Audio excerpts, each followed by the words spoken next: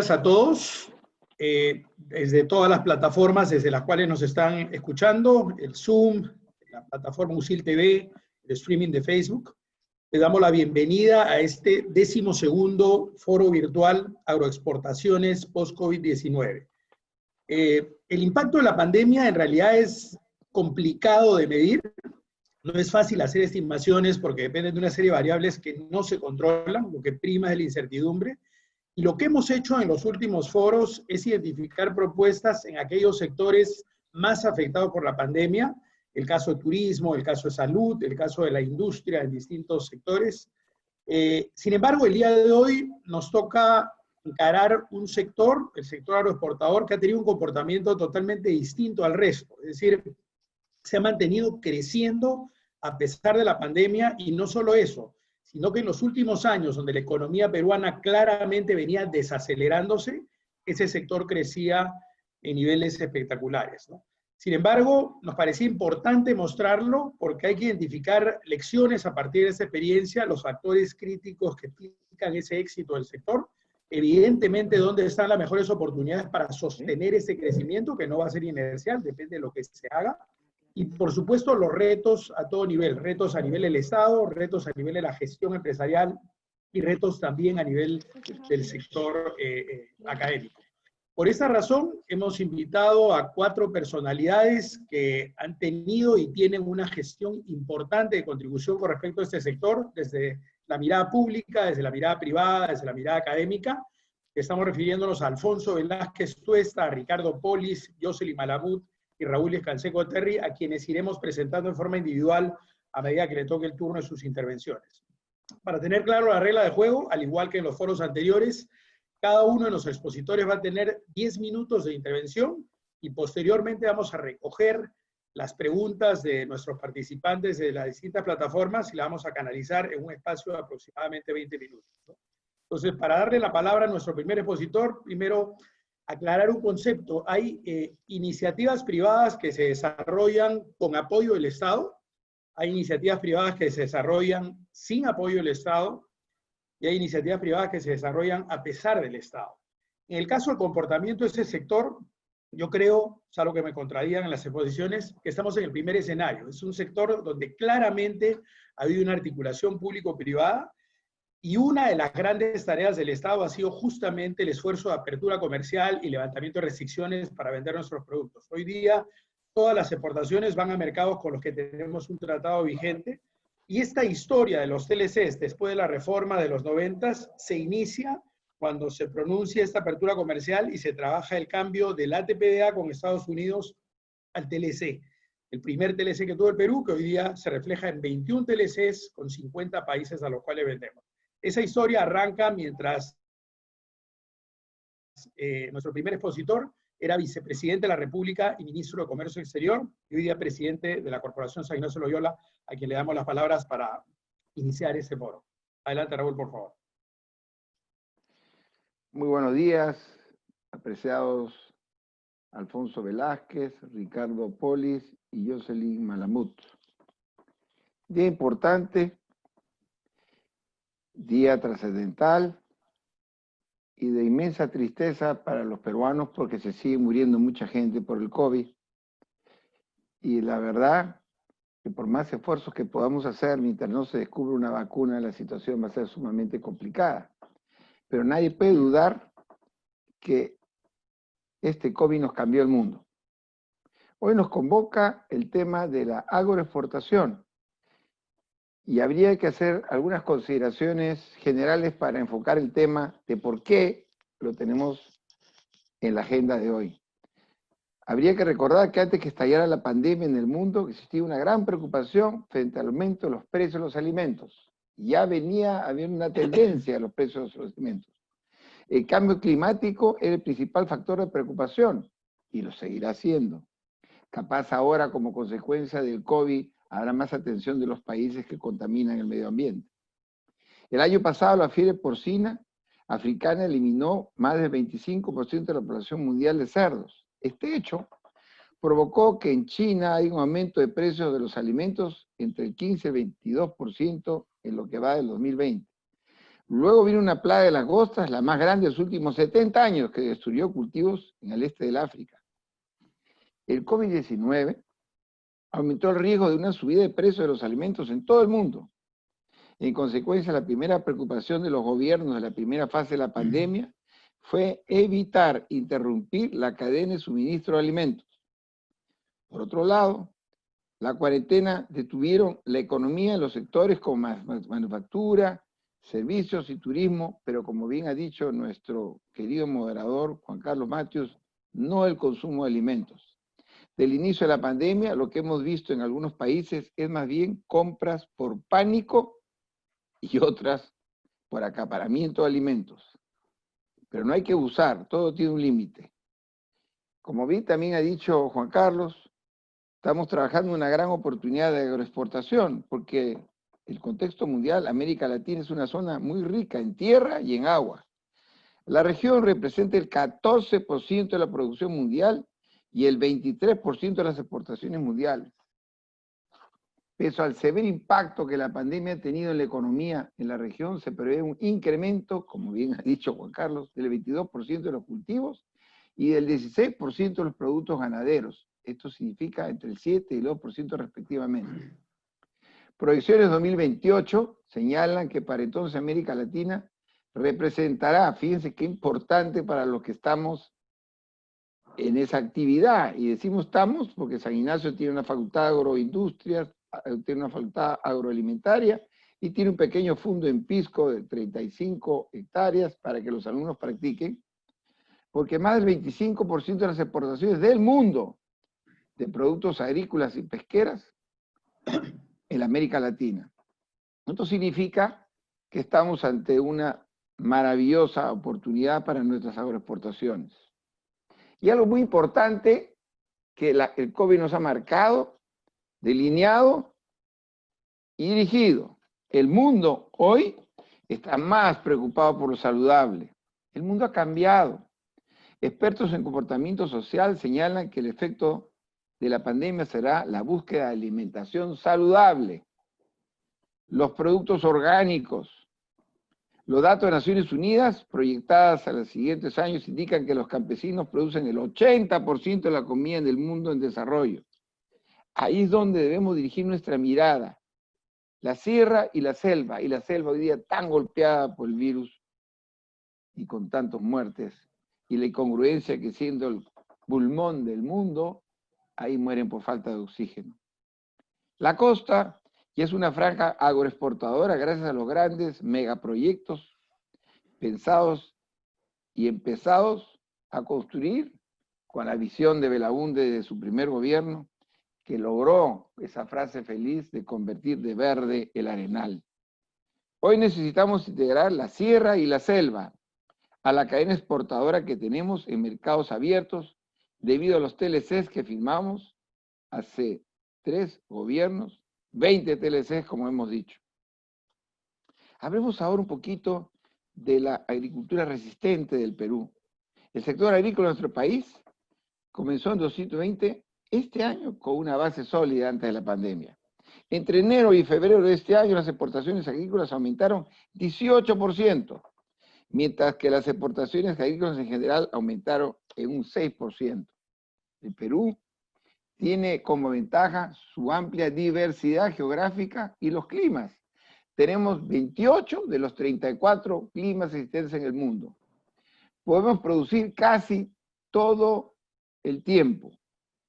En el calendario agrícola, el inicio de la pandemia coincidió en nuestro país con la cosecha de mangos, uvas y arándanos. Ahora podríamos hacer un pincelazo de las grandes exportaciones peruanas, recordando que el 40% se va a Estados Unidos, el 38% a la Unión Europea, 47% a México, principales mercados de la fruta. La quinoa. La quinoa bordea más de 136 millones de dólares. Los arándanos. El Perú se está convirtiendo en el primer exportador mundial de arándanos.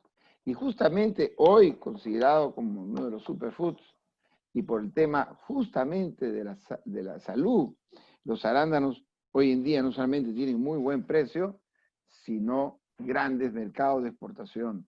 Los espárragos, que fueron los primeros que hablamos con la ATPDA y se convirtieron en un producto bandera de exportación en esas épocas, se siguen fortaleciendo y siguen haciendo grandes esfuerzos. ¿Qué tendencias y perspectivas tenemos los peruanos? Habría que decir que el informe de la FAO concluye que en comparación con la crisis mundial de precios de alimentos, el mundo está yendo mejor ahora, a pesar de la pandemia. Sin embargo, pese a que hay suficientes alimentos, la crisis económica debido a la pandemia se ha traducido en un problema de acceso a los alimentos. Las personas tienen dificultad para comprar suficientes o nutritivos alimentos. Algo importante que nos debe de preocupar, el fantasma del hambre puede recrudecer especialmente en países con altas tasas de desempleo informal. ¿Y qué evolución tenemos de la economía? En el Perú la cadena de suministro de alimentos se ha mantenido persistente. En el año 2019, 135 millones de personas experimentaron inseguridad alimentaria en el mundo. Hoy hablan de que eso va a aumentar. En la tasa de desempleo, el 11.5, lo que significa un aumento de más de 11 millones de desempleados en la región. Los pobres en la región subirán de 186 millones a 214 millones de personas. Pese a estas cifras, Latinoamérica produce y tiene reservas suficientes para alimentar de forma adecuada a sus habitantes en los próximos meses. Para concluir, queridos amigos, la condición, y que está orientado este foro, es que miremos el campo, rescatemos la agricultura orgánica, aumentemos la capacidad hídrica, formemos cadenas productivas con los pequeños agricultores, algo que hizo brillantemente Alfonso Velázquez con Sierra Exportadora. Agricultores, tecnificación, el agro, y compremos y consumamos lo que lo que el campo produce. Es muy importante tener muy claro, para concluir, que el hábito de consumo después de la pandemia va a ser totalmente diferente, que las posibilidades de desarrollo en el Perú son muy grandes, que tenemos que defender la estabilidad de las reglas de juego y la ley de promociones que hicieron en su momento en la agricultura, y que no hay que caer en la tentación de modificar un marco jurídico que ha permitido crecer en una forma exponencial los cultivos. Tenemos que preocuparnos por aumentar la frontera agrícola y terminar los proyectos como Chavimochic y Majesiguas, que va a generar más áreas de cultivo. Finalmente, tenemos que mirar hacia la sierra y hacia la selva, porque ahí todavía se constituyen grandes bolsones de pobreza. Hay que crear cadenas de valor, hacer pequeños clústeres, para que esos pequeños agricultores también forman parte de esta magnífica oportunidad de exportación de los peruanos, y no solamente resolvamos el problema del hambre al interior del país, sino podríamos aumentar nuestra gran oferta exportadora. Gracias a todos ustedes por la oportunidad que le brindan a la San Ignacio en esta ocasión, y hablemos pues de la gran esperanza, hoy realidad, de la agroexportación peruana, que además ha generado miles de puestos de trabajo. Buenos días. Muchísimas gracias, Raúl. Creo que los puntos que has enfatizado empalman bastante bien con las palabras que ahora esperamos de nuestro siguiente expositor, que es Alfonso Velázquez Tuesta. Creo que no necesita mayor presentación, es conocido por todos. Él es socio fundador de Procesadora Perú SAC, una de las empresas pioneras en exportación de menestras y legumbres en el norte del país, particularmente en Chiclayo. Y además ha sido ministro de la producción y ha sido presidente de Sierra Exportadora y presidente de la Asociación de Exportadores, ¿no? Siempre se habla, y lo ha mencionado Raúl, de estos dos agros, ¿no? El agro de la costa, que es el que muestra esos rendimientos espectaculares y que nos pone en los primeros lugares del mundo, y la agricultura de sierra y selva, que suele estar más rezagada. Sin embargo, tu experiencia permite justo esa articulación y la formación de cadena de valor, y por eso nos parece súper importante, y te agradecemos, Alfonso, por haber aceptado participar con nosotros. Adelante, por favor. Gracias, Juan Carlos. Buenos días a todos. Gracias, Raúl, por la bienvenida. Un saludo especial a Jocelyn y a Ricardo, que nos acompañan esta mañana. Es cierto, Juan Carlos, muy bien tu invocación. Hay que recordar la gran labor de coordinación y trabajo conjunto entre el sector público y el sector privado, del cual el sector público hemos sido parte también. Y eso se refleja en los números. Con satisfacción puedo comentar que, ya en la exposición propiamente dicha, que en los últimos 18 años las exportaciones mundiales de alimentos han crecido en el orden del 8%. Sin embargo, las exportaciones peruanas, considerando el periodo 2001-2019, han crecido en 16%, pasando el año 2001 de 421 millones a 6.219 millones del año 2019. El año 2019, por cierto, ha sido un año difícil para la exportación peruana, habiendo decrecido en su conjunto nuestras exportaciones 3%. Sin embargo, el agro mantuvo su crecimiento en las exportaciones agroindustriales en 10% pese al decrecimiento nacional. Y bueno, ya este año con COVID las cosas han sido muy duras. Hemos tenido al primer cuatrimestre un decrecimiento de 23% de las exportaciones. Sin embargo, nuestro agro se mantiene. Hemos crecido este primer cuatrimestre 4%, las exportaciones han continuado, las medidas prontas del gobierno nos han permitido, todas las industrias vinculadas al tema alimenticio, mantener nuestro flujo de operaciones, tanto el abastecimiento interno como las exportaciones. Las exportaciones peruanas del sector llegan a 146 mercados a cifras del 2019 y 78 mercados en los cuales vendemos encima de $1 millón. Y lo interesante de resaltar es que 7 países representan el 80% de nuestros destinos. Y es importante mencionarlos: Estados Unidos, Países Bajos, España, Reino Unido, Ecuador, Chile y China. China y Estados Unidos en esta lista de productos, y los menciono especialmente porque si bien China representa solo el 3% del destino de nuestras exportaciones, significa que ha tenido un crecimiento de 18% en la última evaluación 18-19. Estados Unidos, como muy bien lo dijo Raúl, representa cerca del 40% de nuestras exportaciones y ha tenido un crecimiento en el último periodo de evaluación del 24%. China es un mercado interesante, fascinante para muchos de nosotros. Recibe básicamente arándanos, uvas frescas, aguacates o paltas y las demás algas, que se ha vuelto un tema interesante para acceder al mercado. Entonces, vemos que nuestros dos principales mercados, Estados Unidos y China, por su atractivo, mantienen un crecimiento dinámico sobre el cual tenemos que enfocar nuestras acciones y nuestros intereses promotores. Y algo que, además del Tratado de Estados Unidos, donde muy bien lo ha mencionado Juan Carlos, el APTDA, la expectativa para todo el Perú de poder crecer, y la experiencia ha demostrado que era el principal mercado. Hoy, en conversación con el embajador Hugo de Sela, menciona que el problema del acuerdo comercial o el desacuerdo comercial entre Estados Unidos y China nos abre una inmensa oportunidad para las exportaciones peruanas.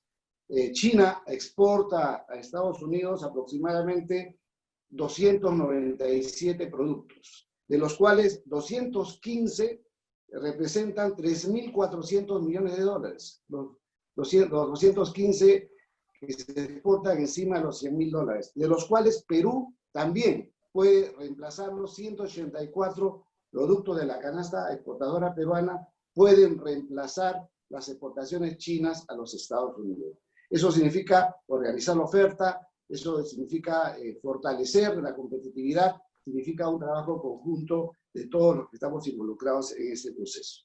Sin embargo, quiero rescatar, porque este es un tema de exportaciones post-COVID, hablar un poco de los escenarios mundiales en el entorno que hoy día nos convoca. Según el Fondo Monetario Internacional, se establecen 4 tiempos relacionados con los mercados, la crisis y su posterior evolución. La primera etapa, el COVID-19, que nos cerró el movimiento, el aislamiento, cierre de puertos, crisis sanitaria, falta de trabajadores, se evidencia un aumento del consumo en casa y de productos menos perecibles. No hay actividad en el sector HoReCa, restaurantes cerrados, hoteles cerrados, se revaloriza lo saludable y seguro y se intensifica la compra online. Luego, amigos, viene una etapa de recuperación del mercado. En China ya empezó, en Estados Unidos y Europa empezará en agosto próximo. Y en esta etapa se mantienen los nuevos hábitos de alimentación en pandemia, bajan los precios de la mayoría de los productos, excepto los que tienen mayor demanda, y se mantiene una alta tasa de compra online.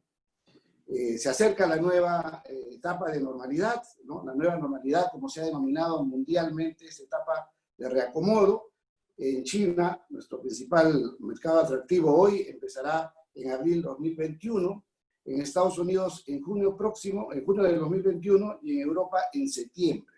Se recupera la demanda y se reformulan los gustos y preferencias a los consumidores. Se reorganiza el retail y hay una mayor disposición a pagar por alimentos de calidad. Vuelve la demanda por productos sostenibles, ¿no? Entonces, en este ambiente de recuperación, como lo mencionó, enfatizó Raúl Díaz Canseco, es necesario mirar los productos desde una visión, desde una mirada sostenible. Se habla mucho de trazabilidad, sostenibilidad, huella de carbono, blockchain, comercio justo, los superfoods. Es el momento de nuestro despegue. Entonces vemos que tenemos oportunidad en los mercados, tenemos una oferta creciente por parte de nuestros exportadores, dos fantásticos exponentes el día de hoy de los productos procesados y los productos frescos, y la FAO nos dice, nos indica que en los próximos 30 años la demanda de alimentos crecerá 70%. Entonces tenemos todo un espacio, toda una labor importante que realizar y promover. Eso significa fortalecer, trabajar articuladamente sector público, privado y academia, fortalecer los mercados de los productos consolidados, una labor mucho más coordinada, mucho más eficiente de las oficinas comerciales. Se establecerán nuevas cadenas de valor. Esperamos mirar con atención, por ejemplo, el crecimiento de la oferta de la pitahaya, la frambuesa, la fresa, la mora, la cereza, el caqui, que se está hablando tanto en el Perú, el aguaymán. Todo se ha encontrado fantásticas oportunidades que es necesario fortalecer la producción en sierra, sin descuidar también las cadenas de valor que deberán trabajarse con productos de la selva. El camu camu, el aguaje, el ungurahui, el azaí, que tiene un potencial inmenso, el blueberry de la selva, la moringa, entre otros productos. Y por supuesto, los gobiernos regionales también trabajar su oferta regional, integrados ya a los productos que desde Sierra Exportadora se trabajaron en su momento, vía Procompite, programas y productos que han sido reconocidos por el MEF con protocolos para acceso a estos recursos que el Estado dispone, que es el Procompite. Sin embargo, voy a coincidir, como es oportuno y conveniente, con esta necesidad de involucrar a la agricultura familiar en este gran proceso de acercamiento hacia el mercado. No podemos tener un país agrícola creciente y un país que no tiene, son 2 millones de unidades productivas, una alternativa de acceso al mercado de nuestra pequeña agricultura. Es por eso que es necesario acercarnos a las direcciones regionales de todo el país, presentar las alternativas de productos de nuestra lista de éxito que se ha tenido en la anterioridad, mostrar también las operaciones y los resultados de comercio exitoso, por ejemplo, los quesos maduros de Condesuyos en Arequipa, o los quesos de Concepción de Efraín Chacón, que está en Lima, con marca propia, reemplazando terriblemente por la gran demanda de los quesos importados. Hablar de la exportación de la palta Hass, que realiza el distrito de Limatambo, en Murcos, Cusco, están exportando ya a China, palta en forma organizada, liderados por su alcalde productivo.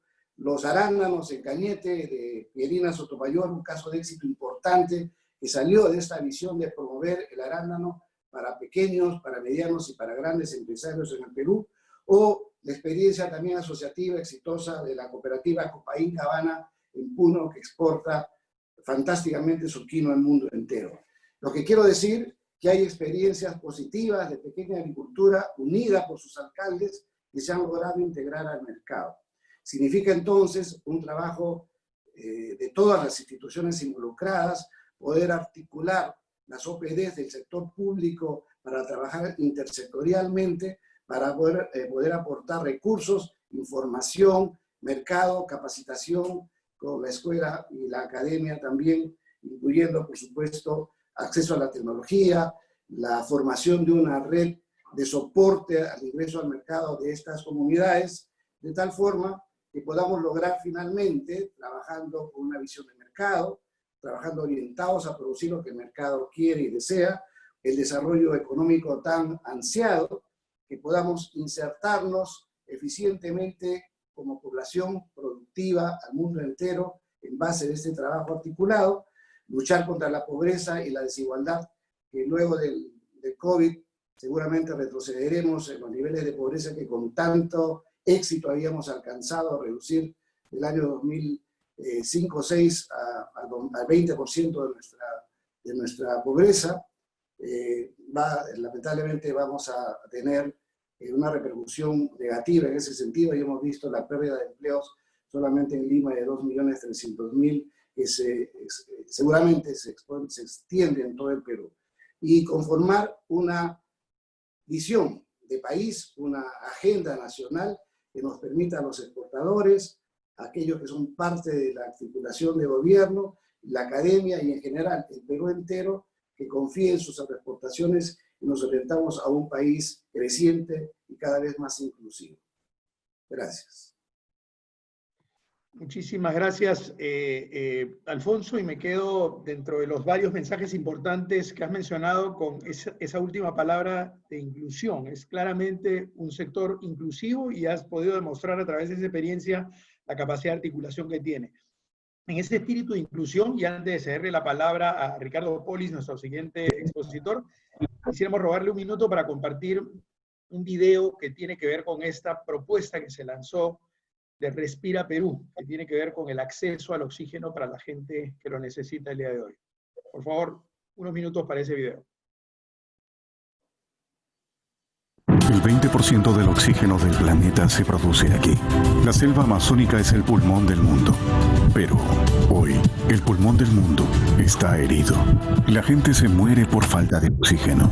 Nosotros en Neo UCI, ventilando porque el bebé está sin oxígeno y el bebé está con... La pandemia nos está devastando. La gente no tiene oxígeno adentro, tiene que comprar. Yo tenía que comprar 2 balones de oxígeno para trasladar a mi padre hasta este hospital. El Perú necesita que le demos aliento. Respira Perú. El oxígeno es vida. Una telemaratón que une a la Conferencia Episcopal del Perú, la Sociedad Nacional de Industrias, la Universidad San Ignacio de Loyola, para recaudar fondos, para producir y comprar oxígeno. Nuestros hermanos esperan tu ayuda. Es momento de la solidaridad, de compartir y ayudar. Respira Perú, porque oxígeno es vida. Muchísimas gracias y felicitaciones a la Conferencia Episcopal, a la San Ignacio de Loyola y la Sociedad Nacional de Industrias por este espíritu solidario expresado a través de este programa Respira Perú, ¿no? Quisiéramos cederle la palabra ahora a nuestro siguiente expositor, Ricardo Polis. Si miramos esto que mostró tanto Raúl como Ricardo, que era el comportamiento del sector agroexportador a lo largo de los últimos años, y lo desagregamos por subsectores, veremos que el subsector de frutas y hortalizas frescas es el que ha liderado ese crecimiento. Y dentro de ese rubro, sin ninguna duda, uno de los líderes principales a nivel empresarial y a nivel gremial es Ricardo, que nos honra con su participación el día de hoy. Él actualmente es director regional de América del Sur en Fall Creek Nursery INC. Ha sido hasta hace muy pocos días presidente de AGAP, la Asociación de Gremios Productores Agroexportadores, y ha gerenciado corporaciones como Hoja Redonda y el Consorcio de Productores de Fruta del Perú, ¿no? Tratándose de un sector que lidera este crecimiento y que tiene tantas sensibilidades, es una industria de la precisión, se maneja por vía aérea, la perecibilidad del producto es un riesgo enorme, los tiempos valen oro, se vende muchas veces en consignación. Es súper importante entender qué explica este éxito y cuál es la visión y las propuestas que nos trae Ricardo. Adelante, Ricardo, por favor. Gracias, Juan Carlos. Gracias, Raúl, por la invitación. Hola, Alfonso. Hola, Jocelyn. Encantado de compartir con ustedes este panel. Sí, ojalá en estos 10 minutos pueda transmitir la pasión que tengo por este negocio. Tengo la suerte de estar desde el inicio, de haber visto este milagro peruano de la agroexportación, y que es de las pocas noticias buenas que tenemos hoy, ¿no? Pues, como bien se ha dicho al inicio, seguimos aumentando las exportaciones a pesar de la pandemia, y voy a hacer un poquito de historia y qué es lo que está pasando, ¿no? Lo primero fue el espárrago, como bien lo mencionaste tú. El espárrago nos hizo creer que sí se puede. Es algo que nos falta a los peruanos, creernos que sí se puede hacer las cosas y sí podemos ser los número 1 del mundo. En poquísimo tiempo, el espárrago, Perú se convirtió en el primer exportador de espárrago fresco del mundo. Inmediatamente, casi en paralelo, vino la uva nica, la uva mesenica, el mango, la mandarina, la palta Hass, la uva en Piura. Paro ahí en la uva de Piura, porque yo recuerdo hace 20 y tantos años, hablando con productores, me decían, sembrar uva en Piura es una locura, porque la uva necesita horas de frío, pero fue un grupo de empresarios peruanos que les dijeron, oye, vayan a Piura, vayan a Brasil, que en la zona de Petrolina hay condiciones similares de clima, y están produciendo uva de magnífica calidad. Y así fueron un grupo de empresarios piuranos, cuando estaban más en mangos, en otros productos, van hasta Brasil, invierten su plata, regresan con la idea, y hoy Piura es un polo de desarrollo importantísimo en el tema de la uva. Entonces se rompió uno de los paradigmas que estaban ahí, y eso hay que transmitir, hay que romper los paradigmas, y la agricultura lo ha hecho. Lo mismo es el cuento del arándano, ¿no? Hace 10 años las exportaciones de Perú en arándano eran cero. Simplemente no había, en el 2010 no teníamos una exportación de arándano. En poquísimo tiempo, el año pasado, hemos sido terminados como los primeros exportadores de arándano. Entonces, sí se puede. No voy a decir las cifras porque ya las hemos dicho, pero por ponernos un poco en contexto, ¿con quién compite Perú? Con todos los países del hemisferio sur. Chile, Sudáfrica, Argentina, Brasil, Uruguay, Australia y Colombia. Todos son grandes jugadores. Esta es la Premier League del mundo de la agroexportación. Entonces, sí se puede. Y hoy Perú, que comenzó a los inicios de este siglo siendo un jugador de pantalones cortos, hoy día ya es un respetado. ¿Cómo estamos ahora? En el 2001, como les dije, el espárrago fue el primer producto, de ahí habían algunos otros, pero hoy exportamos banano orgánico, palta, alcachofa, mango, arándano, uva, mandarina, cebolla, ajo, granado, jengibre. Todos esos productos que les he dicho, solamente el espárrago figuraba en el 2000 como un producto de exportación. Algo de mandarina, algo de palta, pero éramos a escala mundial otros en el mundo. En el 2019, el espárrago bajó un puesto, está en segundo en el mundo, México lo ha ganado, pero el banano orgánico somos el primer exportador del mundo, palta el segundo exportador del mundo, alcachofa el segundo exportador del mundo, mango el tercero, arándano el primero, en fin, estamos en el top 10 del mundo. Y todos esos productos que les he mencionado para el 2023, tenemos entre los top 5 exportadores del mundo. Sí, se puede. Debería ser una industria que nos debería enorgullecer, así como la comida. ¿Qué viene para el futuro? Ya que esta es una reunión de COVID. A Dios gracias, el mundo tiene que seguir alimentándose. La gente tiene que seguir comiendo. Entonces, ¿qué es lo que viene para el futuro? El Perú va a seguir creciendo, porque la agricultura, hay que entenderlo bien, hay varios tipos de agricultura, pero la que nos hemos enfocado en el Perú es una agricultura de árboles perennes, o sea, es de inversiones de larguísimo tiempo. Y vamos a seguir creciendo. Le voy a poner dos ejemplos. En la palta, el año 2019, exportamos 312.000 toneladas, un poquito más, 312.000 toneladas. Con el área que está plantada en este minuto en el Perú, el potencial de producción es 600.000 toneladas. O sea, vamos a casi duplicar, de todas maneras vamos a duplicar, el volumen de exportación de aquí a 4 años, cuando estos campos crezcan. El mismo tema es en el arándano. El año pasado Perú exportó un poquito menos de 125.000 toneladas, y con lo que está plantado en este minuto, deberíamos llegar tranquilamente a las 180.000. Y hay más nuevas áreas que se van a plantar en el año 2020, este año del 2020. O sea, el Perú va a seguir creciendo. Y algo que hemos mencionado acá, el que va relacionado con el tema del COVID, desde hace unos 10 años, el comer saludable es una tendencia. El problema de la obesidad es un problema de salud pública en el mundo, especialmente en los Estados Unidos. Michelle Obama, la esposa del presidente Obama, hizo una gran campaña de comer saludable y ha sido un éxito. En los Estados Unidos ese movimiento es lento, pero ahí va, ahí va.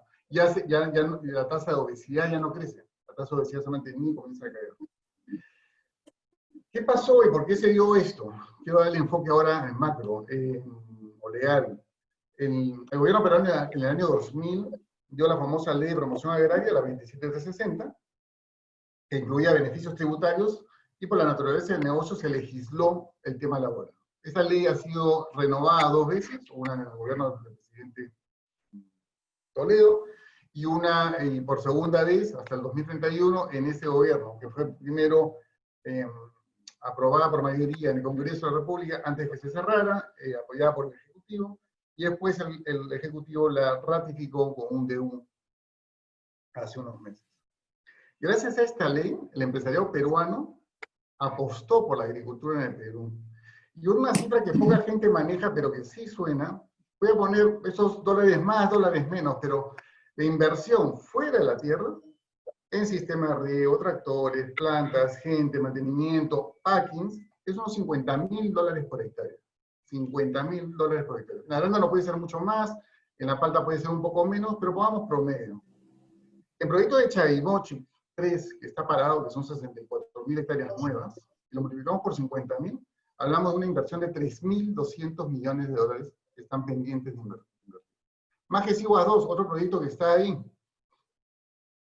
comenzó, se paró por temas políticos, 38.000 hectáreas, multiplicadas por 50.000, hablamos de una inversión de $1.900 millones. Creo que las cifras pesan. Y esa es la importancia del agro en el Perú. ¿Qué otra cosa pasó y por qué se dio? Lo mencionaron al inicio, los tratados de comercio internacional, importantísimos. En Perú tendremos más de 50 tratados comerciales. No digo que teniendo tratados de libre comercio se puede ingresar. Hay un trabajo adicional que es de la mano del público o privado, es el trabajo de acuerdos fitosanitarios que hizo SENASA. SENASA ha sido el gran aliado de esta industria y ese es el gran trabajo que se ha hecho comercio exterior, INAERI con SENASA y la empresa privada. Estos tratados de comercio internacional pocos países en el mundo lo tienen y felicito a todas las personas que estuvieron empujando estos tratados en los gobiernos anteriores. Y evidentemente, ¿qué otra cosa benefició esto? La calidad de los productos. ¿Qué puede salir mal? Por eso esa es la pregunta que todo el mundo me hace, ¿no? Cambiar el marco legal actual. Eso sería un error, porque en la gran discusión de la promoción de esta ley, decía, pero, si la ley es positiva y exitosa, ¿por qué hay que cambiar algo que es positivo y exitoso?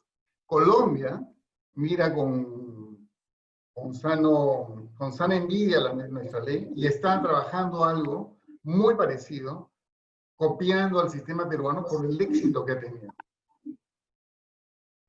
No diría, ¿qué otra cosa puede salir mal? No perder los acuerdos comerciales. Debilitar o politizar SENASA. SENASA es el gran aliado SENASA tiene que mantenerse como una entidad técnica y que no pierda su prestigio internacional. Quedarnos en el tiempo sin nuevos productos, necesitamos innovar, seguir investigando. Ahí entra el INIA, o sea, otro Instituto Nacional de Investigación, de Innovación Agraria, está ahí, como país no lo estamos potenciando. Y no seguir con la política de competitividad global. No se pueden perder el tema de las concesiones de infraestructura, de comercio exterior. Los puertos y aeropuertos son fundamentales. Hay que seguir desarrollando el tema de las autopistas, de Tumbes a Tacna, ya debería estar lista la autopista, y todas las pistas de penetración para poder traer todos los productos que están de los Andes y más allá de los Andes. ¿Cuáles son las grandes ventajas comparativas que tiene el Perú? Sin duda, todo este crecimiento se ha dado en la costa. La costa por el clima que tenemos, es un vivero natural. Y eso lo que nos ha dado como país es ser un país proveedor de productos predecibles. ¿Por qué? Porque no tenemos fenómenos naturales importantes, salvo el Niño, que lo sabemos con anticipación, pero no No sucede lo que sucede en otros países, que de repente tienes tu cosecha lista y te viene una gran lluvia, o una gran helada, o una tormenta, y tu cosecha se fue al piso. Pero una vez que las frutas están colgadas, o los productos están en los árboles, sabemos con exactitud qué es lo que va a pasar. El niño es la excepción, pero el niño lo sabemos con anticipación. Otra gran ventaja comparativa que tiene el país es, nuevamente, por el clima que hay en la costa, los productos crecen con mucho mayor velocidad que en cualquier otro lugar del mundo. Y eso nos da ventaja comparativa para los ensayos y las pruebas de nuevas variedades. Y para los inversionistas que vienen al Perú. En algunos casos, otra ventaja comparativa que tiene Perú es que en algunos productos podemos manejar las ventanas comerciales. En el caso de la uva uno lo puede dirigir, en el caso de la arándano uno lo puede dirigir, en el caso de la palta, de alguna manera se puede. Y otro punto importante hoy es la profesionalización que hemos logrado en el país. Los mejores sistemas de riego del mundo, no son peruanos, no hechos en Perú, pero están en el Perú. Los mejores packings del mundo están en el Perú. Hoy la industria peruana es de súper alto nivel, high-tech totalmente. Y eso es una cosa que no hemos difundido como deberíamos difundir. Y ahí es donde yo entro en las necesidades, ahí entra la academia. Esto es una cosa que yo vengo gritando ya hace tiempo. Hay mucha necesidad de ingenieros agrónomos, con idiomas. Hay mucho inversionista que viene de afuera y que quiere evidentemente alguien que le hable en inglés. Ingeniero de alimentos, ingenieros técnicos de frío, ingenieros hidráulicos, investigación en post cosecha, especialistas en comercio internacional. Tienen toda la cantidad, y la lista es larga, ¿no? Tenemos ¿qué otras necesidades tenemos? Ya lo dije, la investigación de nuevos productos por el INIA. El INIA es un instituto público que deberíamos repotenciar, ¿no? Está ahí, pero no lo estamos aprovechando. El desarrollo de la industria del embalaje. Antes, cuando tuve la suerte de comenzar, bueno, al inicio importábamos todo, hasta cajas de cartón importábamos. Hoy, muchas cosas se han desarrollado acá. O sea, la cadena productiva ha funcionado muy bien. Y ahí hablé de la infraestructura, ¿no? La autopista panamericana, las autopistas carreteras, los puertos. Hay que impulsar el cabotaje. O sea, los puertos hay momentos que están realmente colapsados. Les he dado las cifras de arándanos y de paltas. Vamos a duplicarlos. ¿Hay suficientes camiones? Pregunto, ¿hay suficientes camiones? ¿Hay suficiente espacio en los puertos para lo que se viene en 4 años? Esa es una gran pregunta. Y bueno, ahí he puesto 2 ejemplos, la palta, el arándano. Lo mismo pasa con las mandarinas, lo mismo pasa con las uvas. Seguimos creciendo. Hay que empujar el proyecto de irrigación de Chavimochic 3, Majesivas 2, los proyectos de ICA, que eso está estudiado, ya está. Fernando Silenis hizo un magnífico trabajo, ya resolvieron el problema de las aguas como Huancavelica, deberíamos potenciar eso. Hay que seguir investigando y seguir estudiando los mercados y sus demandas. Hay mucho por hacer en esta industria tan linda, que además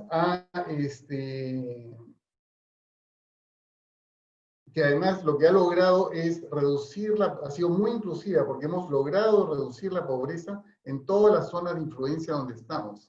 Donde se ha desarrollado la agricultura moderna, se han desarrollado centros comerciales, supermercados que antes no había, ahora hay cines en algunos casos, hay tiendas de moto, tiendas de carro. Ha habido toda una dinámica, hemos proporcionado trabajo formal y seguro a todos los trabajadores que hay ahí. Y lo más importante, una cosa que más me gusta y me lo han agradecido varias señoras y dirigentes, es que se le ha dado trabajo a la mujer del campo. La fuerza laboral en el campo es aproximadamente mitad-mitad, 50% hombres, 50% mujeres. Ahí se le ha empoderado a la mujer, que en muchos casos, en muchas zonas, eran dependientes de sus maridos. Eso me lo han agradecido algunas, no gobernadoras, pero en fin, mujeres líderes de algunos pueblos, porque me dicen, nosotros queremos que la agroindustria llegue a nuestros pueblos, porque esto empodera a la mujer de mí. Y con eso termino. Hay mucho más para contar, pero ahí termino. Gracias. Muchísimas gracias, Ricardo, por esa visión y aparte por precisar y subrayar tareas, digamos, un poco responsabilidades de cada frente. Este tema de responsabilidad del Estado, los temas que ha precisado de la mirada de SENASA me parecen fundamentales, y también las tareas que centras al sector académico, donde creo que he tomado nota de casi todo lo importante que has mencionado ahí, ¿no? Le queremos hacer la palabra ahora a Yoselin Malamud, que no solamente aporta la cuota de género, sino que es una profesional que tiene una formación académica estupenda como ingeniera industrial de la Universidad Católica, con un MBA en Georgetown y una especialización en Management de Harvard, sino que tiene 16 años trabajando en la principal empresa conservera del país de productos hortofrutícolas, y es la CEO que encabeza Agroindustrial Virú, ¿no?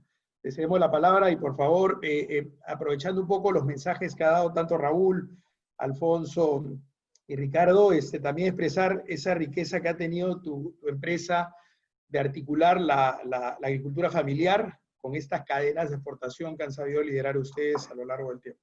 Adelante, Yossi, por favor. Hola, buenos días a todos. Muchas gracias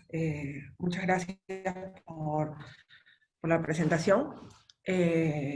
Bueno, primero yo quería un poco contarles lo que es Virú rápidamente y cómo hemos crecido y cómo la agroexportación ha generado empleo y ha generado este motor de crecimiento. Nosotros tenemos 26 años en el mercado, en el sector.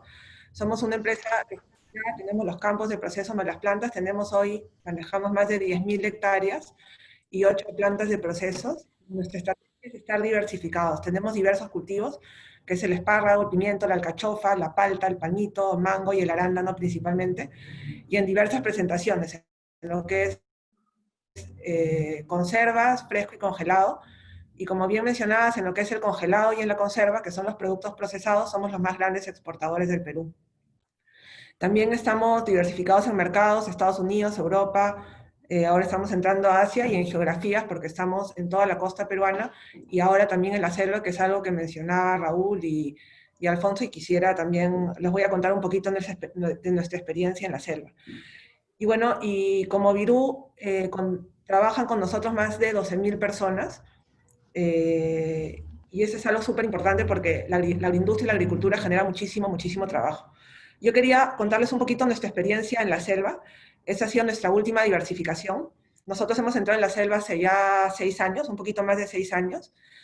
Y lo que estamos viviendo hoy en la selva es lo que hemos vivido hace 26 años cuando entramos a la costa Virú, a la agroexportación, cuando todavía la agroexportación era muy pequeño. Y todo el desarrollo que ha generado y que genera la agroexportación al Perú. Nosotros pudimos entrar a la selva y diversificar gracias a la construcción de la carretera de la IRSA, porque si no hubiera sido por la IRSA no hubiéramos podido entrar. Cultivamos el palmito, que es un complemento a la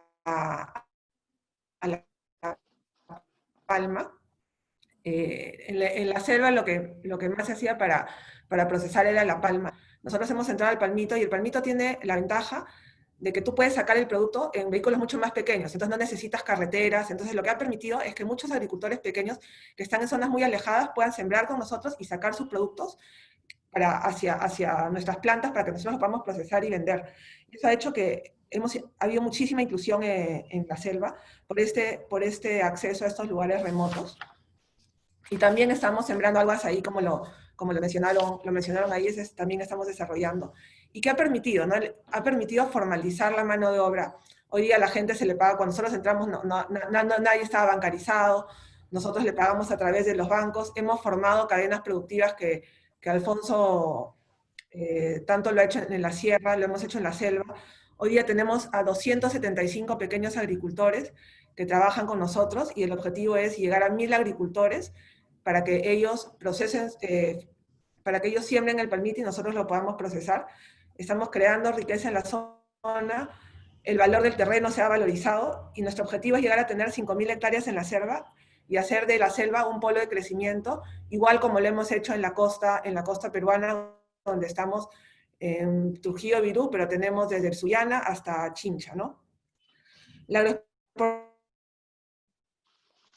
agroexportación es un motor de crecimiento de la economía. ha sido demostrado en la crisis, como lo han mencionado los panelistas. Bueno, yo tengo también otros datos, que el sector ha crecido 2.9% a pesar de la crisis, los subsectores relacionados han seguido creciendo, y eso es gracias a ¿cómo se llama?, a la seguridad, a la confiabilidad que hay en el sector, y se ha visto mucho más la importancia de la bancarización, de la integración. Es un sector que descentraliza, porque no está en Lima, es un sector que está en la costa, en las sierras, en donde se necesita generar trabajo, generar industria. Es un sector que normaliza, como decía, que bancariza, que genera muchísimas fuentes de empleo. Yo creo que son ya más de 500.000 personas que trabajan en la agroindustria. Y como decía Ricardo, eso se ha dado gracias a la ley agraria y a la estabilidad jurídica, ¿no? Esta estabilidad jurídica lo que nos permite es invertir. La agricultura son inversiones muy importantes y el resultado de la agricultura se ve en el largo plazo, no se ve en el corto plazo. Entonces, si las empresas no tienen esa estabilidad jurídica para poder invertir en el largo plazo, no seguirían invirtiendo como lo venimos haciendo. Pero sin embargo, todavía tenemos muchísimo por hacer. Es un sector que ha generado credibilidad a nivel mundial. La imagen del Perú ha mejorado también a través de la agroindustria, por los productos de calidad, está relacionado a la gastronomía. O sea, la agroindustria nos ha dado al Perú una imagen súper importante. Y como decía, hay todavía muchísimo potencial. Perú exporta algo más de 6.000 millones de dólares. Sin embargo, otros países con terrenos agrícolas, o sea, con terrenos generales, ¿no?, porque agrícolas hay que desarrollarlos, de tamaños similares como España, Italia, Francia, exportan 7 veces más que nosotros. España, 46.000 millones, Italia, 41.000, Francia, 61.000 millones. Entonces, ¿cómo podemos lograrlo, no? Yo creo que son varias cosas que voy a repetir de lo que están diciendo los panelistas, pero la estabilidad jurídica es importantísima para poder seguir invirtiendo a largo plazo. Todo lo que es proyectos de inversión, la irrigación, todos los proyectos de irrigación que hay pendientes, infraestructura, lo que estamos hablando de las carreteras, para así como la IRSA nos permitió a nosotros llegar a la selva, y hoy día ya tenemos 1.000 hectáreas sembradas y generamos trabajo. ¿Cuántos lugares adicionales podría la agroindustria entrar? Todo lo que es puertos, como por ejemplo el puerto de Salaberry, aeropuertos, todo lo que es infraestructura, trabajar en conjunto el sector público y privado, y también con las universidades. Ahí nos falta muchísimo trabajar con las universidades para desarrollar productos, para todo lo que es investigación, y integrar los pequeños agricultores, ¿no? A través de estas cadenas productivas. Como se ha mencionado, esto es súper importante. Nosotros lo venimos haciendo y hemos demostrado que funciona. O sea, el ejemplo es clarísimo, ¿no? O sea, sí se puede, sí funciona. Hecho en el palmito, como le hemos mencionado, pero lo venimos haciendo en la alcachofa hace más de 10 años. Nosotros tenemos más de 1.000 hectáreas sembradas con terceros agricultores chiquitos que nos dan alcachofa, y también Ricardo mencionó, somos el segundo o el primer exportador más grande de alcachofa del mundo, y Perú es la principal empresa agroexportadora de alcachofa del mundo. Entonces, hay un potencial. Lo hacemos también con el mango. Entonces, sí tenemos que seguir trabajando en ese modelo. Y finalmente, para terminar, yo creo que hay un problema también en el cual nos enfrentamos, que es importante, que va dentro de estos pequeños agricultores, es la siguiente generación de estos pequeños agricultores. Porque estos pequeños agricultores que están hoy día en la agricultura tienen 2 hijos, 3 hijos, 4 hijos, y para que ellos sigan en la agricultura y esta agricultura siga generando riqueza, lo que es que tenemos que dirigir esos cultivos de pan llevar a cultivos más rentables, para que puedan exportar y soportar mucho más a las familias de estos agricultores. Y una opción es las asociaciones que nosotros tenemos, y las asociaciones que tenemos con las cadenas, y poder involucrar a toda esta gente para que también sean beneficiados con la agroexportación. Eso es. Muchas gracias. Sí, muchísimas gracias, Jocelyn, y sobre todo por demostrarnos a través de esa experiencia real cómo sí es posible articular, incluso con selva, con todas las restricciones que se tienen, y por eso a partir de eso plantear los desafíos que se tienen para hacer eso sostenible, ¿no? Quisiéramos pasar una ronda de preguntas que nos han ido llegando de las distintas plataformas. La primera va dirigida a Raúl Escanseco. La pregunta es relacionada un poco con este contraste. Se han mostrado experiencias de otros sectores fuertemente afectados por la pandemia y vemos ahora un sector que está casi diríamos boyante a pesar de todo, ¿no? ¿Cómo podemos capitalizar las lecciones de este sector para, por ejemplo, fortalecer otros como textiles o turismo, etcétera? ¿Cómo aprendemos esas lecciones para aplicarlas a otros rubros? Tu opinión, Raúl, por favor. Primero, mis cariños a Jocelyn. Tuve la suerte de conocerla y no por Zoom, sino la fui a visitar a su propia Virú, caminando alguna vez por el norte, y agradecerle esa generosidad que tuvo en la visita de que contrató a varios chicos de Beca 18 que eran de la región y que seguramente dieron muy buenos resultados. Bueno, primero que tenemos que tener muy claro, porque aquí hay que romper el mito de que las exoneraciones son malas. Aquí hay que romper el mito de los ministros de Economía que creen que cada herramienta que se utiliza para fomentar un sector vulnera su presupuesto y genera menos ingresos. Tenemos que tener ministros de Economía, y esto no es una crítica en alguien en particular, porque también entiendo que la parte de la recaudación, del aumento de los impuestos, del peso tributario, es fundamental para hacer crecer un país y, por ejemplo, resolver el tema de la salud, que dramáticamente nos hemos dado cuenta que estamos desnudados totalmente. La agricultura, el florecimiento de la agricultura nace por decisiones históricas de política de Estado, porque esto comienza cuando Belaúnde en los años 56 toma conciencia cuando no había ni satélite, y el único mapa que había del Perú es el mapa de nuestro querido, nunca olvidado, Raimondi, que había que hacer carreteras, a la que llamó cucharas, que lleve el alimento a los bocas de los pueblos. Carreteras. Pero también determinó que la carretera no era suficiente, que el agua se iba al mar, que había que represarlas, que había que hacer represas. Y se hicieron las represas. Y todo esto adornado y cerrado con una política de Estado que ha continuado a través de los gobiernos, ratificado, y esperemos que así sea, con un marco tributario que no es que le regalaban ni favorecían un sector, ponía al sector competitivo y sintonizaba con la realidad del sector, que es el tema del tratamiento de la mano dura de la agricultura. Y eso es lo que necesitan los otros sectores. Estabilidad en las reglas de juego.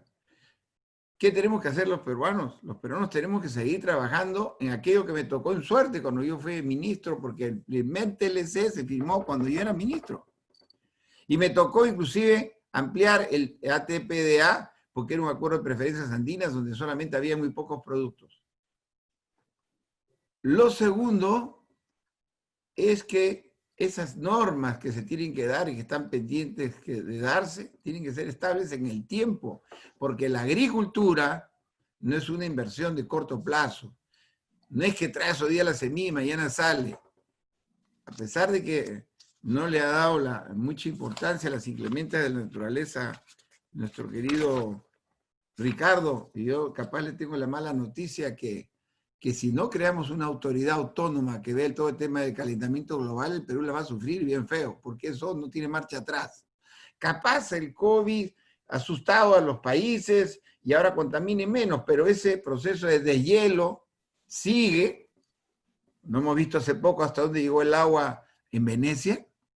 Y si nosotros no canalizamos adecuadamente nuestros ríos, nos van a seguir desbordando, y los pequeños agricultores que no tienen la posibilidad de preservar y de proteger sus terrenos por la ubicación de los mismos, van a seguir ahogándose en épocas de estas situaciones tan complicadas. De modo que yo diría que para que este tema de éxito de la agricultura tenga sostenibilidad, en otros sectores tienen que tener leyes que recojan la realidad de los sectores y no tener miedo a hacer leyes competitivas, porque a la final de la ecuación va a significar mayores ingresos para la economía nacional y mayores empleos.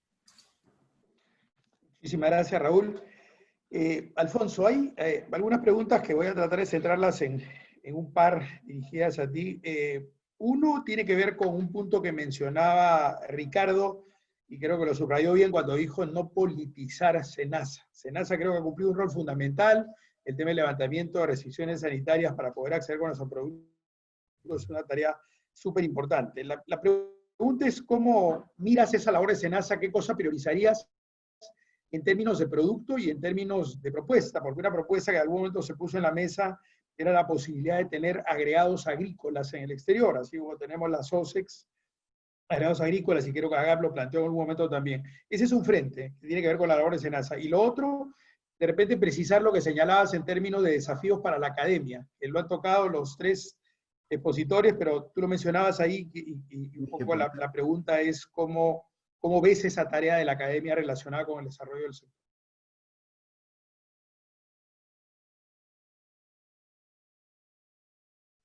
Alfonso. Ok, perdona, había silenciado. SENASA ha venido trabajando de la mano con los exportadores. ¿Me escuchas? Sí, perfecto. De la mano con los exportadores y un poco reaccionando a la presión de la oferta, porque no podemos dejar de reconocer que este boom que vive el Perú ahora es fruto de las inversiones y las decisiones de los empresarios, que han sembrado, han visto la demanda futura y han arriesgado. Y hemos presionado para que SENASA vaya aperturando cada vez más mercados, ¿no?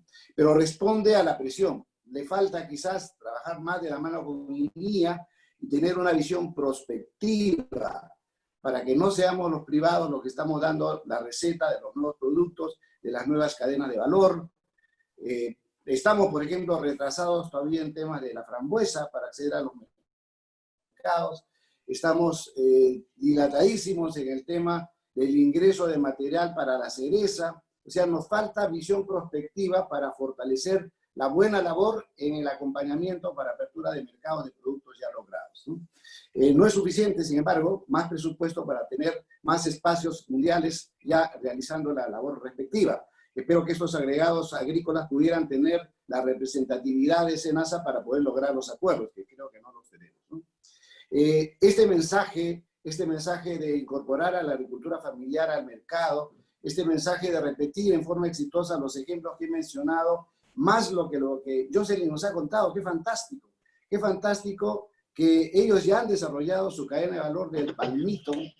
Hay que reconocer lo visionario que es Miguel Nicolini también, adelantándose a los tiempos, de haber iniciado la presencia de una gran industria en la selva peruana, apoyando y visualizando a los pequeños agricultores que se están integrando a esta cadena. Igual para los productos que estamos mencionando. ¿Y qué mejor que la universidad para que convoque?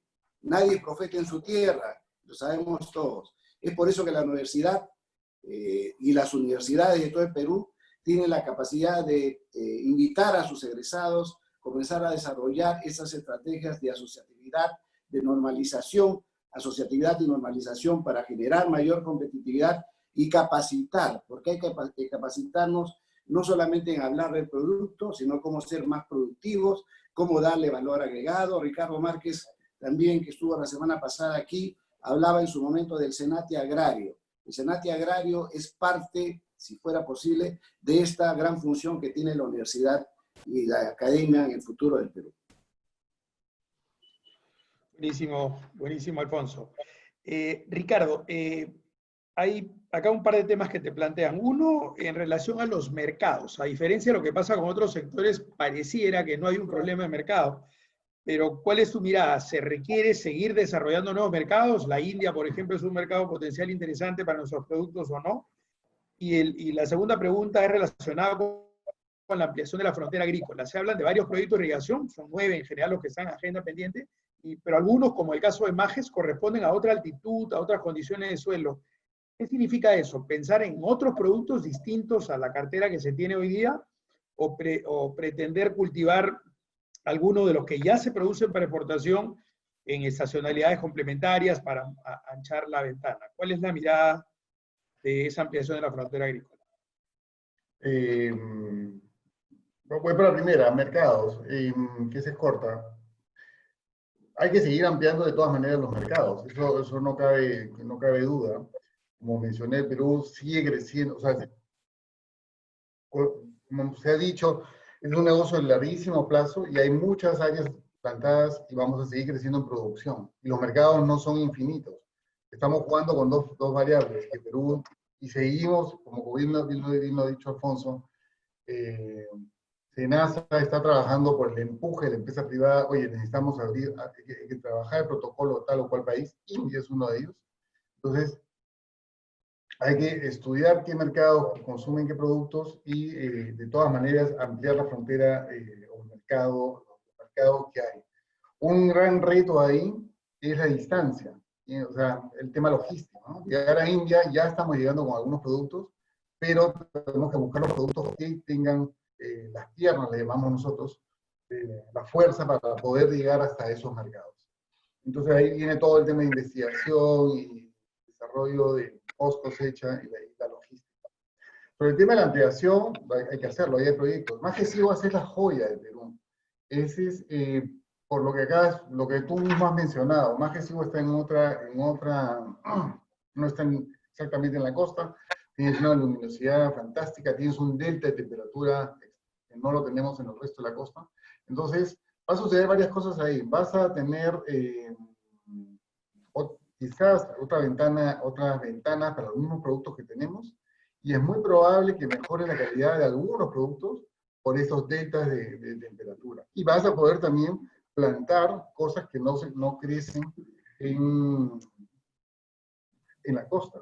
Entonces, Majesiguas es un proyecto que los peruanos y mucha gente de afuera, muchos inversionistas de afuera, lo ven como la joya peruana, ¿no? Es un proyecto muy, muy interesante, y hay empresarios peruanos que han comprado o alquilado algunas tierras al costado para hacer las pruebas, justamente para el desarrollo del día que se dé Majesiguas 3. Es una lástima que se paraba, ¿no? Esa es una joya que tenemos los peruanos. Y hay una inversión va a ser de 1.900 millones de dólares. O sea, no es poca cosa. Fuera del valor de la tierra.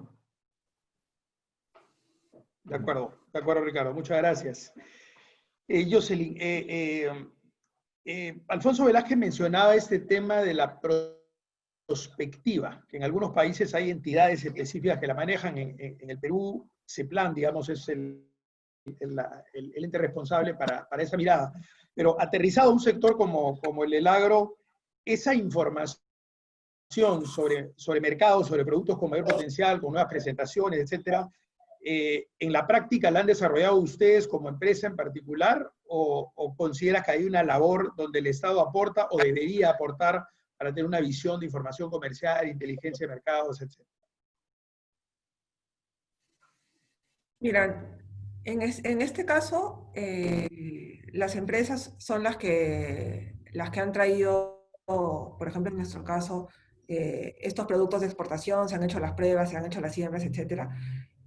Yo creo que el gobierno tiene otras funciones. Yo creo que lo que se tiene que hacer es trabajar en conjunto, el gobierno con el sector privado, para apoyar estas iniciativas del sector privado y, por ejemplo, apoyar en infraestructura, como sea en carreteras, en el tema de salud. Por ejemplo, si estamos creciendo en las selvas, está generando trabajo, entonces implementar ahí todo lo que son sistemas de salud, que apoyen con el crecimiento, y sí trabajar mucho más, yo creo que con las universidades y con todo lo que es sistemas de investigación, para poder seguir trabajando en variedades, mejorar, por ejemplo, los cultivos. Entonces, yo no creo, personalmente, que sea el rol del Estado traer productos nuevos y desarrollarlos en la agricultura. Yo creo que eso para eso está el sector privado, que puede ver qué hay afuera, que puede ver qué cultivos hay, qué es lo que está haciendo, traerlos, incorporarlos a... Hay tantos, como decía, ¿no? Tantos otros cultivos que se pueden traer, tantas otras oportunidades, y trabajar en conjunto para que se dé el apoyo y en conjunto el sector privado con el sector público y las universidades puedan seguir desarrollando y creciendo la agroexportación, ¿no? De acuerdo. Ahí, de alguna manera relacionado con esto, Ricardo, preguntaban este tema de investigación, no solamente de desarrollo de nuevos productos, sino de presentaciones. Tú hablabas hace un rato con orgullo que somos un referente y que se ha publicitado incluso poco cómo hemos logrado ese desarrollo en todos los frentes, y mencionabas hasta el tema de packing. Sin embargo, ese packing se va modernizando en forma permanente, vas a una feria y vas a otra, vas a NUA, Cial, y ves novedades, ves cosas que se van desarrollando en forma permanente. ¿Eso, a la luz de tu experiencia, lo ha manejado estrictamente la empresa o el Estado ha tenido algún tipo de contribución o la academia ha tenido algún tipo de contribución para que eso suceda? No, eso ha sido un esfuerzo puro y duro del empresariado peruano, ¿no? Que se ha, inmediatamente compró todos los últimos sistemas actuales para esta industria. Eso ha sido ese esfuerzo puro y duro de la empresa peruana. Ahí no ha intervenido el Estado ni la academia, ¿no? O sea, pero sin duda la academia es importantísima, porque la academia, yo recuerdo alguna vez un problema que tuve, pero eso hace muchos años, ¿no? Y alguien de afuera me dice, ¿pero qué te dice tu universidad? Y claro, la universidad agraria no es mala, la parte fundamental es buena, ¿ya?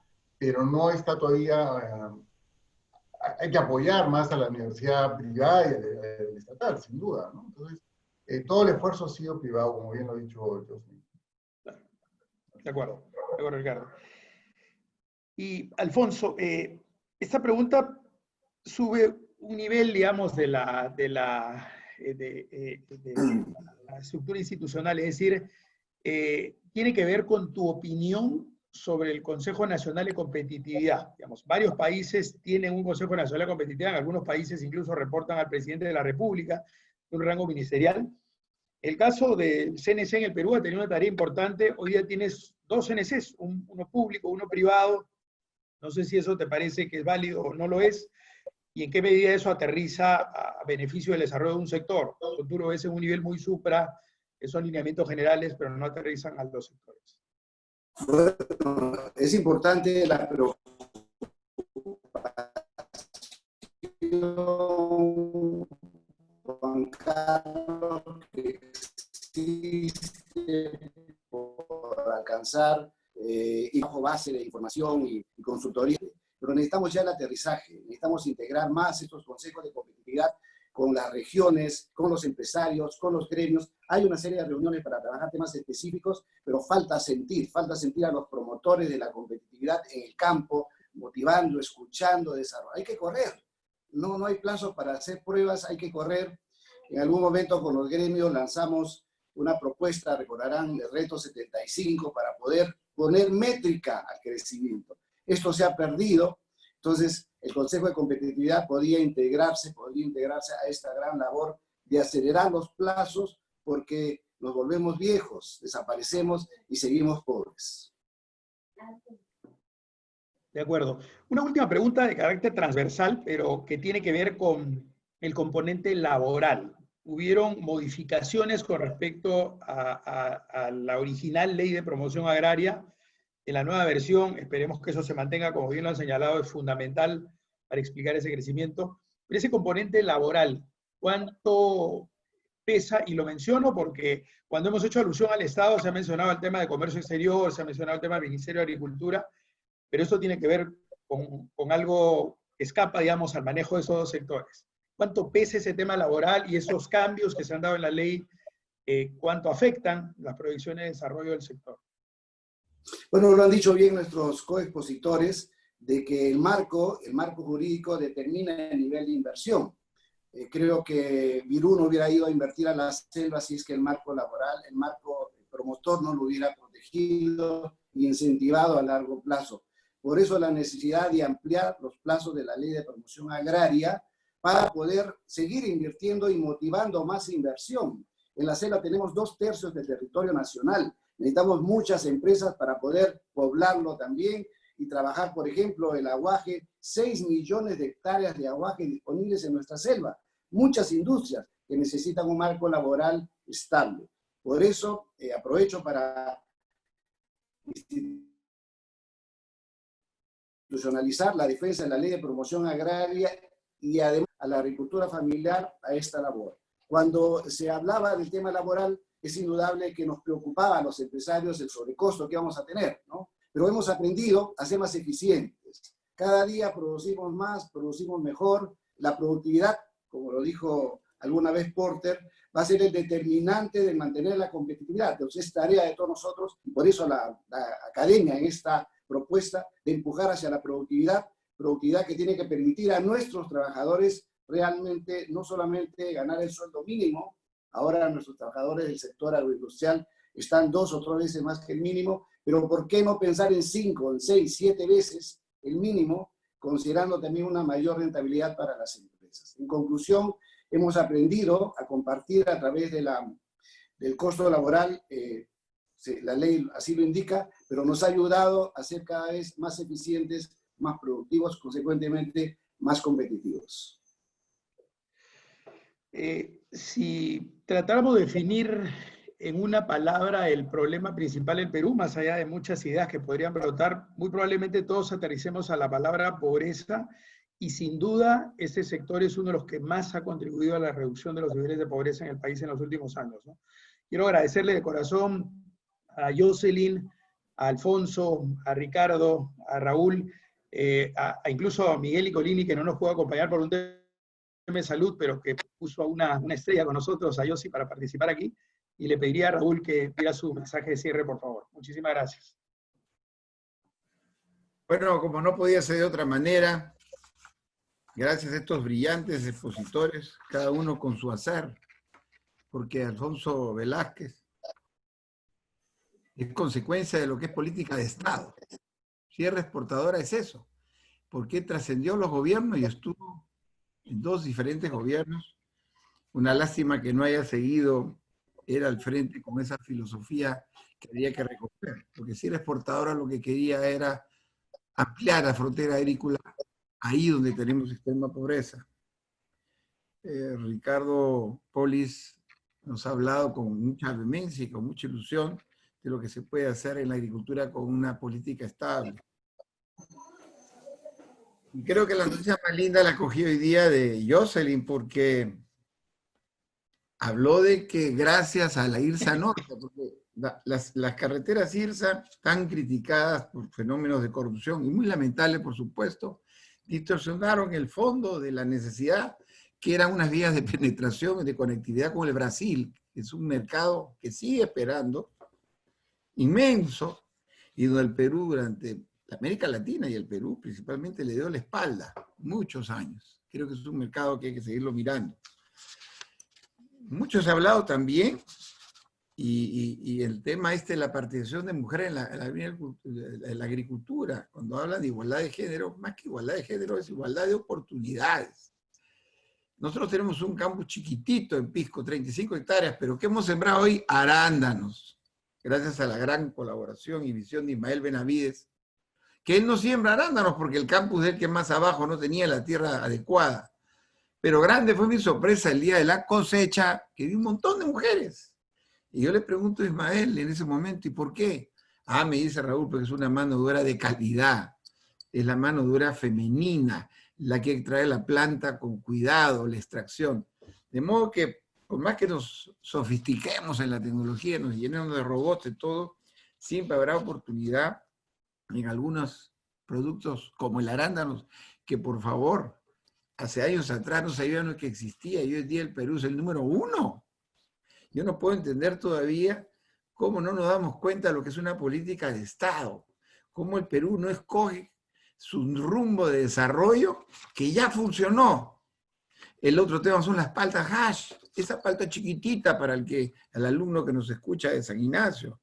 El Perú no era exportador de paltas, y hoy en día le estamos comiendo el mercado a los mexicanos. Gran exportador, y en regiones como bien nos ha contado Alfonso. Pero una cosa que me sorprendió mucho cuando estuve en el norte, en Piura, y vi la uva. Yo quiero hacer un poquito de historia aquí, pero no nos olvidemos que la uva grande, yo tengo algunos añitos, y la uva grande era la que venía de Chile. Después fuimos los peruanos los que comenzamos a plantarla, pero al sur, ahí donde la uva especial para el pisco peruano, porque el certificado de origen te habla de que es la uva del sur. Y Piura, estudiosos los peruanos, los agricultores, los inversores, los campesinos, vieron que ese mismo clima había en ciertas partes y sembraron en Piura. Y Piura es un gran exportador de uvas, no del pisco por supuesto, pero uva de comer. ¿Y a dónde? A China. Yo me acuerdo cuando justamente con Alfonso, perdón, comenzábamos a hablar de que habría que ir las exportaciones con China. Los empresarios peruanos inicialmente siempre están ustedes locos. Los chinos, 1.400 millones de habitantes, nos van a destruir, se van a apropiar nuestro mercado. Y hoy en día es un gran socio comercial del país en los alimentos. Y no se olviden que algo no paró la pandemia, que es el crecimiento de la población del mundo. Porque atrás de China viene la India. Y el gran problema del mundo será dos. El tema del agua, tenemos la reserva de agua más importante, es uno de los países de mayor agua del mundo, solamente que seguimos tirando al agua, al mar. Y esos son los alimentos. Y ahora el COVID nos adelanta todo un cambio y nos habla de la alimentación sana. Yo me pongo a pensar, ¿qué futuro no puede tener el Perú si el gobierno apoya y articulamos política de Estado para ser los grandes proveedores de los alimentos que el mundo va a demandar, orgánicos? Nos hemos dado cuenta que todos estos alimentos procesados, la gente no los va a querer comer. La gente va a buscar lo natural. Pero también tenemos que desarrollar nuestros propios mercados, el propio mercado nuestro. Por más que somos 32 millones de habitantes, son 32 millones de bocas. También le ofrezco a Jocelyn, porque me lo dijo cuando estuve con ella ya hace algunos meses. Sí, hay que investigar de la mano. Con Damper hicimos algún trabajo que seguimos, no es fácil para una universidad pequeña como la nuestra, pero comenzamos a ver todos los excedentes de la alcachofa, cómo se podrían convertir en alimentos para los animales. Y en ese camino estamos y probablemente tendremos noticias en el corto plazo. Pero sí somos conscientes que la academia tiene que estar pegado al desarrollo de la agricultura y el Estado invertir más en investigación. El Perú es el que menos investiga. Ana, revise qué patentes tiene el Perú, cuál es el porcentaje que invierte el gobierno del Perú en relación a toda la América Latina. Vamos atrás. Necesitamos investigar mucho. Y hay una cosa que es muy importante como reflexión final a todo lo que nos escuche. No hay manera de desarrollar el Perú sin carreteras, sin comunicaciones. Y esa es la inversión pública. Y no hay manera de inversión pública en un país donde no hay estabilidad jurídica, democrática, política. Porque esa es inversión de largo plazo. Y si comenzamos y metemos la pata, como ha pasado hace poco con el tema de los peajes, yo me pongo a pensar, ¿quién va a querer venir a invertir al Perú, como lo hicieron en Chile para hacer esas vías maravillosas de comunicación y que fueron financiadas con el peaje? Entiendo que la vía de penetración, las que pensó Belaúnde en su momento, la marginal, ¿qué peaje pues? Yo me acuerdo cuando en esos años le decían a Belaúnde que demuestre cuántos camiones pasaban por ahí, y Belaúnde le sonrió, le dije, ¿qué camiones si la carretera no existe? Es una vía de penetración. Quiten la carretera de la selva y se traen abajo la producción de San Martín, gran productor de café, de cacao. Es que todavía no nos damos cuenta lo que puede significar esas cucharas que llevan el alimento a la boca de los pueblos. Y no quiero hablar ni dejar de mencionar estos dos proyectos que han hablado ustedes varias veces, el de Majo de Siguas y el de Chavimochi. Políticamente lo metieron en una fase de corrupción que seguramente puede haber habido, pero ¿qué tiene que ver la corrupción con la necesidad de la ampliación de la frontera agrícola? ¿Por qué estamos entrampados en proyectos de desarrollo que, si algo tiene claro el Perú, es que la única manera de salir adelante es generando empleo? Y el empleo no lo vamos a generar sin obras de desarrollo y sin una buena educación. También lo dijeron ustedes. Necesitamos mano de obra calificada. Y por eso estamos aquí, y por eso hemos hecho este foro, y por eso hemos recogido con tanto entusiasmo la iniciativa, inclusive la universidad tiene que tener mayor presencia. Les agradezco de corazón a ustedes porque son los grandes actores. Porque es cierto, si bien es cierto, hubo un marco jurídico, pero eso vino después. Primero fue la decisión histórica de los peruanos, de ustedes, apostando en el largo plazo.